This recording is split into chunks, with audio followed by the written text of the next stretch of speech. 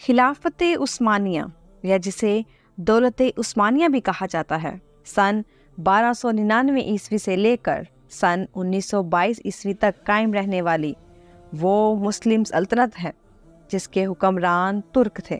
اپنے عروج کے زمانے میں یعنی 16ویں اور 17ویں صدی کے دوران یہ سلطنت 3 براعظموں پر مشتمل تھی، جبکہ جنوب مشرقی یورپ، مشرقی وسطی اور شمالی افریقہ کا بیشتر حصہ اس کے زیر نگی تھا۔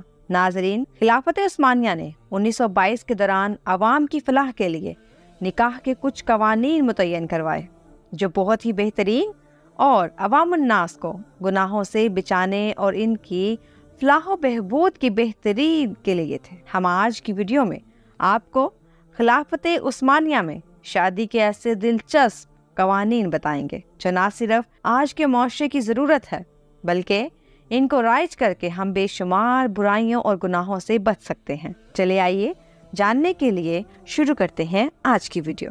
عثمانی خلافت میں آئلی قوانین اور خاص کر شادی کا قانون بہت زبردست تھا۔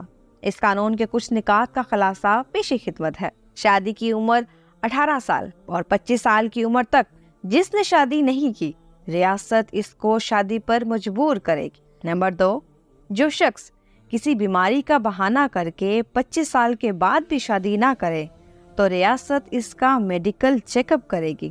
اگر قابل علاج بیماری ہو تو اس کا علاج کیا جائے گا، اور اگر ناقابل علاج ہو تو تب اس کا عذر قبول کر لیا جائے گا۔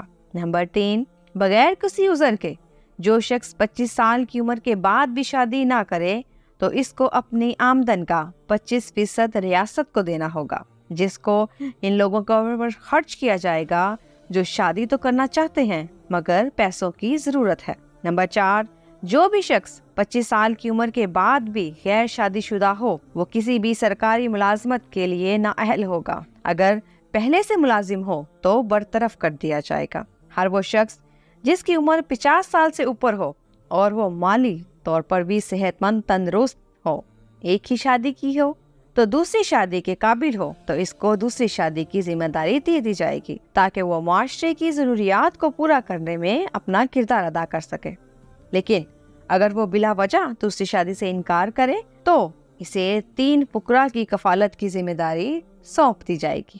نمبر 6، جو شخص 18 سے 25 سال کی عمر کے دوران شادی کرے وہ مالی لحاظ سے کمزور ہو تو ریاست اس کے گھر کے قریب تر جگہ میں 150 سے 300 دونم تک زمین مفت دے گی۔ ایک دونم 900 میٹر کا ہوتا ہے۔ نمبر 7، اگر وہ کوئی ہنرمند یا صنعت کار ہو تو اس کو زمین کی بجائے 100 عثمانی لیرہ بلا سود 3 سال کے لیے قرضہ دیا جائے گا۔ نمبر 8، جو شخص 25 سال سے کم عمر میں شادی کرے، اس کا کوئی اور تندرست بھائی بھی نہ ہو اور جو والدین کی خدمت کرنا ہو تو اس کو عسکری خدمت سے مستثنا قرار دیا جائے گا۔ اس طرح جس لڑکی کی شادی ہو جائے اس کے والدین کی خدمت کرنے والا اگر کوئی نہ ہو تو اس کے شوہر کو لازمی قرار دیا جائے گا کہ وہ ان کی خدمت کرے۔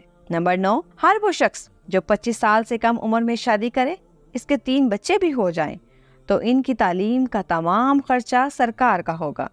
جس عورت سے 4 بیٹے پیدا ہوں اس کو اعزازی 20 لیرہ دیا جائے گا۔ یقیناً یہ وہ قوانین ہیں اگر آج ہم اپنی قوم پر لاگو کر دیں تو ہمارا معاشرہ بہت سی برائیوں سے بچ سکتا ہے۔ امید کرتی ہوں آپ کو ہماری یہ ویڈیو پسند آئی ہوگی۔